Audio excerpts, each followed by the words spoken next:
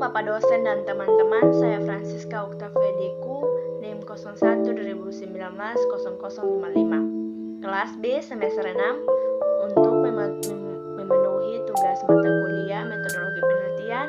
Saya mempresentasikan hasil proposal saya yang berjudul Analisis Orang Tua sebagai Fingerprint dalam Bab Keluarga. Di sini saya membahas 3 bab, yaitu bab yang pertama pendahuluan, bab yang ketiga landasan teoritis, dan bab yang keempat metodologi penelitian. Yang berikut bab 1 pendahuluan, dari yang pertama latar belakang. Keluarga adalah kelompok sosial yang bersifat abadi, dikukuhkan dalam hubungan nikah yang memberikan pengaruh keturunan dan lingkungan sebagai dimensi penting yang lain bagi anak. Dalam pendidikan agama Kristen, keluarga adalah setting pertama dan utama dari pendidikan agama Kristen, yaitu lembaga pertama yang ditetapkan Allah di bumi. Allah mendirikan keluarga agar anak belajar dari orang tua sebelum membentuk jemaat dan pemerintahan. Allah menebiskan pernikahan dan keluarga sebagai bangunan dasar manusia. Tidak ada tempat yang lebih baik dan penting untuk menumbuhkan iman dan menaburkan nilai-nilai Kristiani selain keluarga. Dalam keluarga pasti adanya orang tua. Orang tua memiliki peran penting dalam bab keluarga, di mana ayah dan ibu memiliki perannya masing-masing. Ayah berperan sebagai kepala keluarga yang menafkahi keluarganya, sebagai suami yang penuh pengertian, akan memberi rasa aman, berpartisipasi dalam pendidikan anak, dan sebagai pelindung atau kokoh yang tegas, bijaksana, mengasihi keluarga. Dan ibu juga memiliki peran dalam keluarga sebagai memenuhi kebutuhan fisiologis dan psikis anak, merawat dan mengurus keluarga dengan sabar, mesra, dan konsisten. Pendidik yang mampu mengatur dan mengendalikan anak, contoh dan teladan yang belajar yang bijaksana. Itulah peran penting ayah dan ibu dalam bab keluarga. Dengan demikian, bagaimana dengan orang tua single dalam bab keluarga? Orang tua single atau single parents, yang berarti orang tua tunggal, yang dimana salah satu dari ayah atau ibu tidak ada atau dikatakan bercerai atau sudah meninggal dunia. Maka yang pertanyaan adalah, apakah orang tua tunggal ini akan sanggup memenuhi semua kebutuhan bab keluarga atau tidak? Dengan demikian, penulis menganalisis tulisan ini sebagai seorang ibu kepada seorang ibu yang menjadi orang tua tunggal bagi keempat anaknya di Desa Kusi, Kecamatan Puan Fatu, Kabupaten TTS. Ibu ini adalah seorang orang tua tunggal yang berperan sebagai orang tua yang utuh dalam keluarga, di mana orang tua tunggal ini melakukan perannya sebagai ibu dan bapak dalam rumah tangganya. Bagaimana pencapaian ibu ini menjadi orang tua yang layak dipandang baik dalam lingkungan sekitarnya, terutama anak-anaknya. Hal tersebut adalah persoalan yang sangat rumit dijalani oleh ibu sebagai orang tua tunggal dalam keluarganya. Namun, sebagai orang tua tunggal yang baik dan tidak ingin anak-anaknya menderita dan juga menjadi kepala keluarga yang baik, ia berusaha dengan sekuat tenaga untuk memenuhi kebutuhan keluarga baik secara fisik maupun non-fisik, atau secara material maupun non-material. Dari permasalahan yang ada yang ingin diketahui oleh penulis, yaitu yang pertama, bagaimana rasanya menjadi orang tua tunggal. Yang kedua, apakah ibu mengalami kesulitan dalam mendidik anak-anaknya?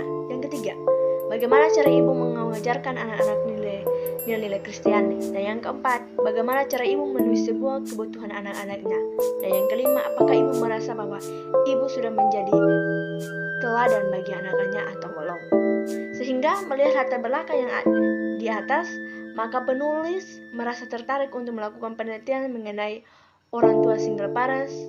Oleh karena itu, penulis tertarik untuk mendalami dengan mengambil judul, yaitu Analisis Orang Tua sebagai Single Parent dalam bab Keluarga di Desa Kusi.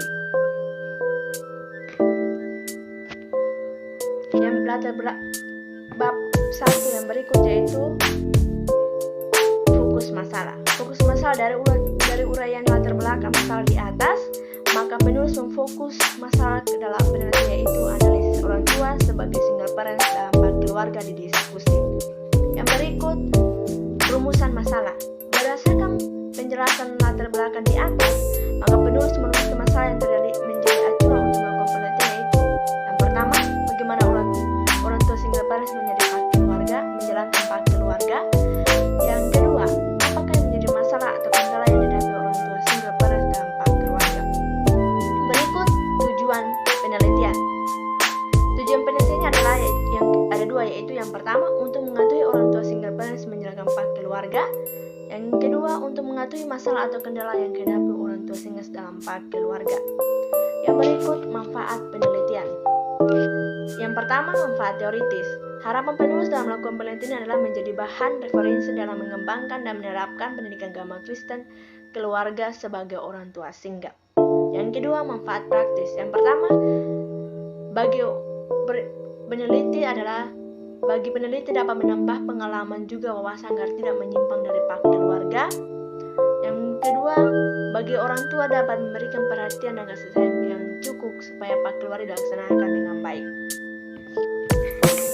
Pembahasan yang kedua bab 2, yaitu landasan teoritis.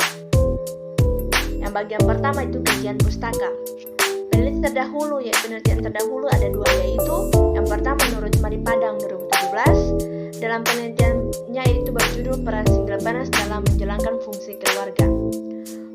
Di sini ia menuliskan bahwa fungsi keluarga secara keseluruhan berjalan secara baik, namun pada fungsi rekreasi saja tidak berjalan dengan baik. Hal ini disebabkan karena ibu single parents lebih meluangkan waktu bekerja daripada memberikan rasa bahagia kepada anaknya. Padahal perasaan bahagia sangat penting bagi anak dari ibu single parents agar mereka tidak mendepresi karena perasaan kehilangan seorang ayah. Sehingga ketika mereka merasa bahagia dengan rekreasi akan membuatnya terhindar dari perilaku penyimpang ketika dewasa. Adapun masalah-masalah yang dihadapi ibu single parents, yaitu masalah pemenuhan kebutuhan hidup dan masalah mendidik anak. Penelitian terdahulu yang kedua yaitu menurut Batubara 2018. Dalam penelitian yang berjudul Peran Orang Tua Tunggal dalam Memenuhi Kebutuhan Sosial Ekonomi Keluarga. Ibu sebagai orang tua tunggal memainkan kedua peran untuk memenuhi kebutuhan sosial ekonomi keluarga. Peran ibu sebagai pengurus rumah tangga dan perkembangan anak, juga peran ayah mencari nafkah.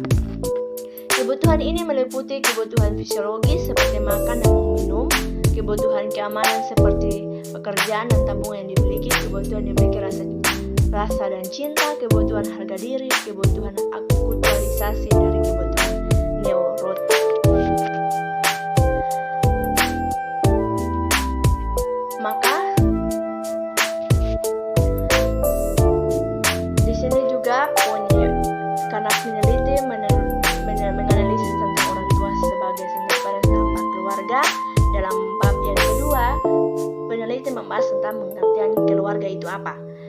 Menurut Gunarsa 2004 pada halaman yang ke-27, kelompok keluarga merupakan kelompok sosial yang bersifat abadi, dikukuhkan dalam hubungan nikah yang memberikan pengaruh keturunan dan lingkungan sebagai dimensi penting lain bagi anak.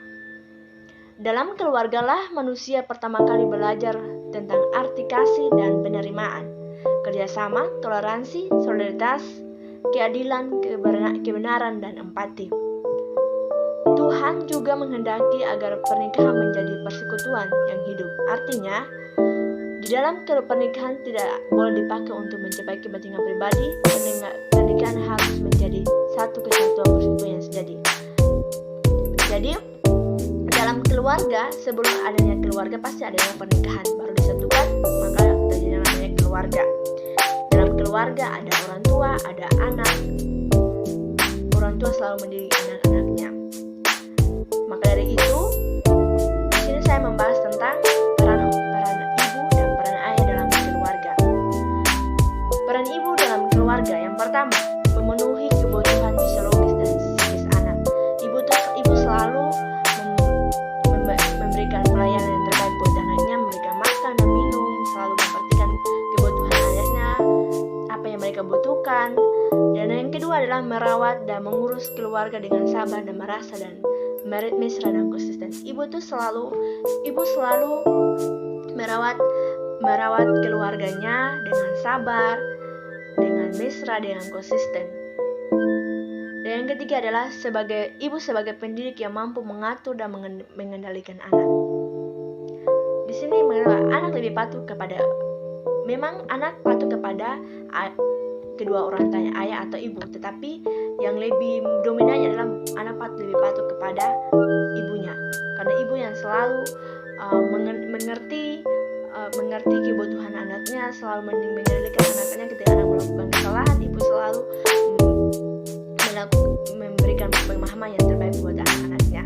Dan peran ibu yang keempat yaitu sebagai contoh dan teladan. Sebagai orang tua pasti harus memberikan contoh dan teladan bagi anak-anaknya, entah apapun itu. Tapi menurut saya yang contoh itu pasti ada sesuatu hal yang paling baik, bukan hal yang tidak baik. Dan yang kelima adalah ibu sebagai manajer yang bijaksana. Dalam keluarga itu ibu selalu sebagai ibu yang mengatur lingkungan keluarga seperti apa, ibu yang mengatur pekerjaan dalam keluarga seperti apa, apalagi ibu itu sebagai pemegang uang. Yang berikut adalah peran ayah dalam keluarga. Ayah memiliki 4 peran dalam keluarga. Di sini saya membahas 4 peran ayah dalam keluarga, yaitu yang pertama, ayah sebagai pencari nafkah. Jelas ayah adalah pencari nafkah. Ayah mencari nafkah untuk keluarganya, ayah mencari nafkah untuk istri, untuk anak-anaknya, agar dalam keluarganya masih sejahtera, tentram. Dan juga ayah sebagai suami yang penuh pengertian atau memberi rasa aman. Ayah selalu menciptakan suasana keluarga yang aman, sejahtera, sehingga tidak adanya keributan apa segala macam. Dan yang ketiga adalah ayah berpartisipasi dalam pendidikan anak. Ayah juga bukan hanya ibu saja yang berpartisipasi dalam pendidikan anak, ayah juga berpartisipasi dalam pendidikan anak-anaknya. Selalu bertanyakan kepada anaknya sekolah bagaimana dan lain sebagainya. Dan yang keempat, ayah sebagai pelindung atau tokoh yang tegas, bijaksana dan mengasihi keluarga. Nah, di sini adalah ayah yang paling kuat dalam keluarga. Ayah adalah kepala keluarga, dan ia selalu menjadi pelindung keluarga yang tegas, bijaksana dan mengasihi keluarganya. Yang berikut adalah pengertian pak keluarga. Karena saya membahas tentang pak keluarga, pendidikan agama Kristen, maka saya akan membahas tentang pendidikan agama Kristen dalam keluarga.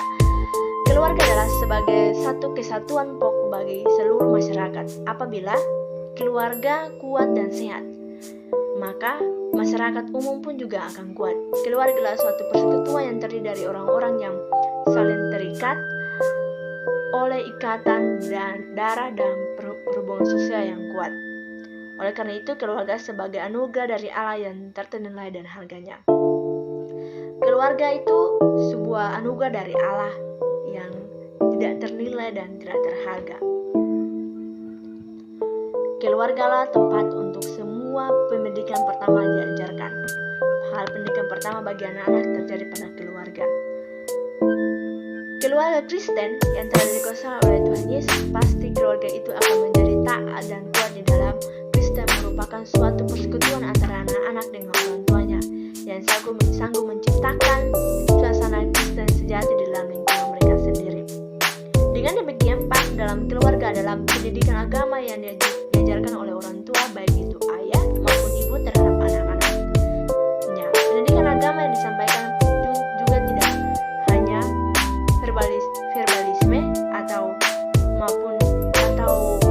kata-kata, tetapi dengan contoh dan teladan hidup. Jadi dalam keluarga itu bukan hanya mengajarkan anak tentang apa yang keluar dari mulut saja terus tidak melakukannya, tapi ketika mau mengajarkan anak-anak untuk melakukan hal baik, orang tua juga harus melakukan hal yang baik agar anak-anak menjadi teladan bagi orang tuanya. Dalam pak keluarga juga akan memiliki tujuan. Tujuan pak keluarga adalah yang pertama, mengalami proses pertumbuhan sebagai pribadi dewasa dalam segala aspek. Yang kedua, mampu mengidentifikasi berbagai pergumulan dalam keluarga serta kaitannya dengan pengaruh modernitas. Yang ketiga, mampu menjelaskan makna kebersamaan dengan orang lain tanpa harus kehilangan identitas sebagai orang Kristen. Yang keempat, mampu mewujudkan nilai-nilai kekristenan dalam menghadapi gaya hidup modern. Dan yang terakhir, mampu mengkritisi perkembangan budaya dan teknik. Masih dalam pak keluarga juga memiliki fungsi agama pak keluarga, yaitu yang pertama, fungsi pak keluarga yang pertama adalah keluarga Kristen memperkenalkan Allah dan karya-karyanya kepada anak agar anak-anak dan seluruh anggota keluarganya bertumbuh iman, percaya dan menjalani Allah dalam hidupnya serta menghormati firman-Nya sebagai otoritas agar yang berikut mempersiapkan anak-anak dalam seluruh anggota keluarganya mampu membesarkan imannya dimanapun berada dan mampu menjadi garam dan terang dunia. Yang berikut menanamkan pemahaman kepada anak tujuan Allah menciptakan. Poin yang berikut ialah single parents. Single parents berarti orang tua tunggal. Single parents dalam psikologis adalah orang tua terdiri dari ayah maupun ibu yang siap menjalani tugasnya dengan penuh tanggung jawab sebagai orang tua tunggal. Menjadi single parents berarti bukan hanya melakukan kewajiban dari salah satu tanggung jawab ayah atau ibu, tetapi menjadikan orang tua yang utuh, di mana mampu melaksanakan kewajiban dan tanggung jawab ayah dan ibu, atau selayaknya orang tua yang lengkap. Pertemuan orang tua tunggal di sini mengenai tanggung jawabnya. Memang tidak mudah menjadi orang tua tunggal, apalagi di masa-masa awal perpisahan dengan pasangan hidup baik karena perceraian maupun kematian. Namun sebagai tanggung jawab sebagai orang tua harus siap memenuhi semua kebutuhan keluarga, baik menafkahi, memberi perlindungan yang nyaman dalam keluarga, memenuhi kebutuhan biologis anak dan lain sebagainya, serta menanamkan nilai-nilai kekristenan dan mengajarkan karya Allah dalam kehidupan umat manusia. Bila orang tua tunggal merupakan pilihan hidup biasanya sudah dipersiapkan matang dan tidak menjadi beban berat. Bahkan mungkin sekali hal ini justru merupakan solusi atau kebutuhan. Misalnya kebutuhan berbagi kebutuhan untuk mengatakan kesepian kebutuhan akan peran sebagai orang tua. Menurut Admin 2007, berdasarkan uraian mengenai orang tua single tersebut, maka yang disebut orang tua tunggal dalam penelitian ini adalah orang tua tunggal yang mengasuh anak secara sendirian. Kesepian seorang ayah atau ibu menjadi orang tua tunggal dapat disebabkan karena perkawinan yang gagal atau terjadinya perceraian atau juga karena meninggalnya pasangan. Apakah pasangan antara ibu atau ayah? Sehingga salah satunya memilih untuk tidak mencari pasangan baru dalam mengasuh anak dan memutuskan menjadi orang tua single. Poin yang berikut adalah kerangka teoritis. Di sini saya menggambarkan kerangka teoritis dalam penelitian yaitu yang pasti adalah tujuannya, yaitu analisis orang tua sebagai single parents dalam pak keluarga didiskusi. Dan yang berikut adalah keluarga. Saya akan menjelaskan keluarga itu apa, dan yang berikut pak keluarga. Terlebih dulu saya juga menjelaskan tentang pak keluarga sesuai dengan jurusan saya pendidikan agama Kristen. Dan yang berikut yang menjadi topik adalah single parents, karena yang saya bahas adalah orang tua tunggal. Jadi saya akan membahas tentang single parents, saya akan meneliti tentang single parents. Dan di situ penelitian yang saya memfokuskan adalah melakukan apakah single parents itu bisa melakukan peran ayah dan ibu. Dan yang kedua, memenuhi kebutuhan pak keluarga. Dan yang ketiga, mengajarkan nilai Kristen dalam keluarga. Dan yang keempat, kendala yang didapat orang tua single parents dalam pak keluarga. Itulah adalah kerangka teoritis dalam proses penelitian saya. Dan yang berikut ialah poin yang ketiga ialah bab 3, metodologi penelitian. Yang pertama, pendekatan penelitian. Di sini saya melakukan penelitian kualitatif, deskriptif, kualitatif dengan pendekatan naturalistik. Dengan pendekatan menurut Sugiono 2010, metode penelitian kualitatif sering disebut metode penelitian naturalistik karena penelitiannya itu dilakukan pada kondisi yang alamiah atau natural setting. Untuk disebut juga sebagai metode etnografi karena pada awalnya metode ini lebih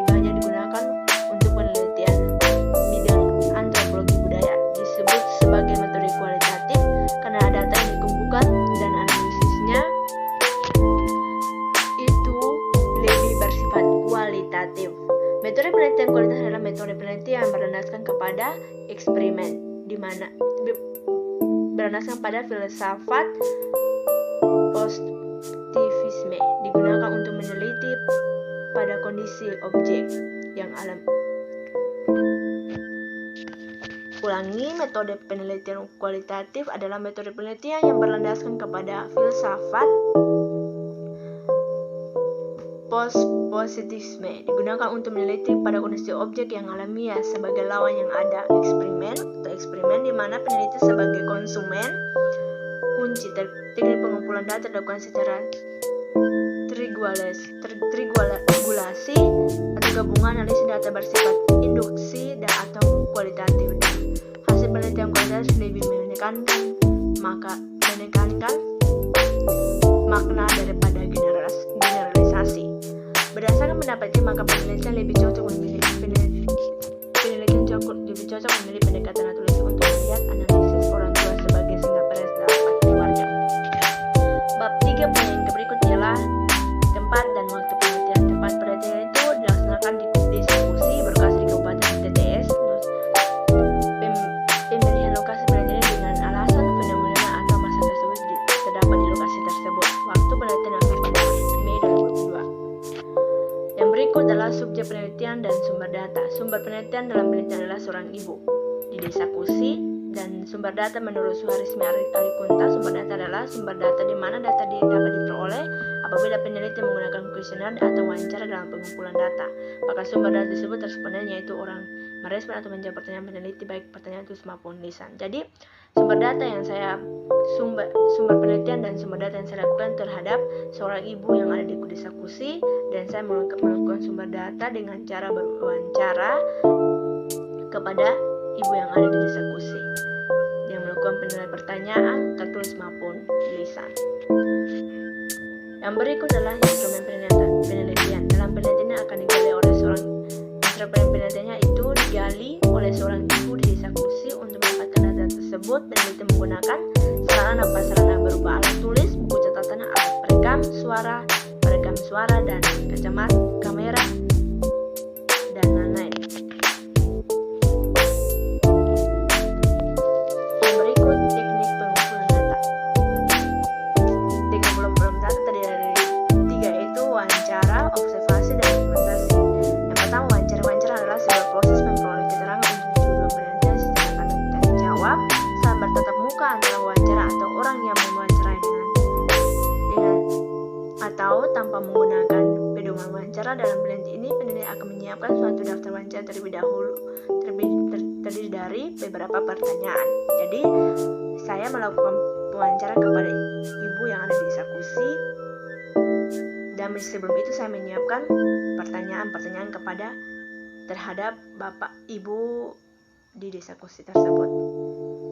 Yang kedua adalah observasi. Observasi adalah pengamatan adalah kegiatan keseharian manusia dengan menggunakan panca indera sebagai alat bantu utamanya, dan selain panca indera lainnya seperti telinga, penciuman, mulut, dan kulit. Oleh karena itu, observasi adalah kemampuan seorang untuk menggunakan pengamatan melalui hasil kerja yang digunakan untuk menghimpun data penelitian melalui pengamatan peneliti. Dalam penelitian menyiapkan format observasi. Jadi saya melakukan observasi pengamatan secara langsung terhadap ibu di desa Kusi tersebut, bagaimana keseharian dia dan lain sebagainya.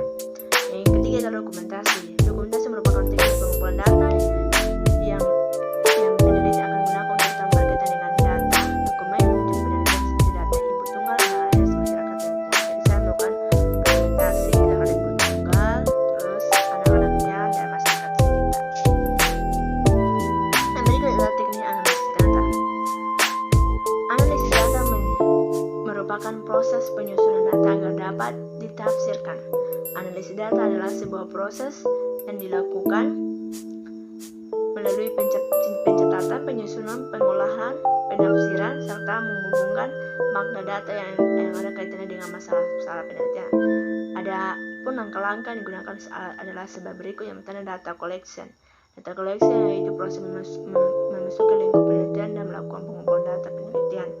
Yang kedua, mendisplay data atau reduksi data. Melalui penyajian dari data tersebut, maka data terorganisasikan tersusun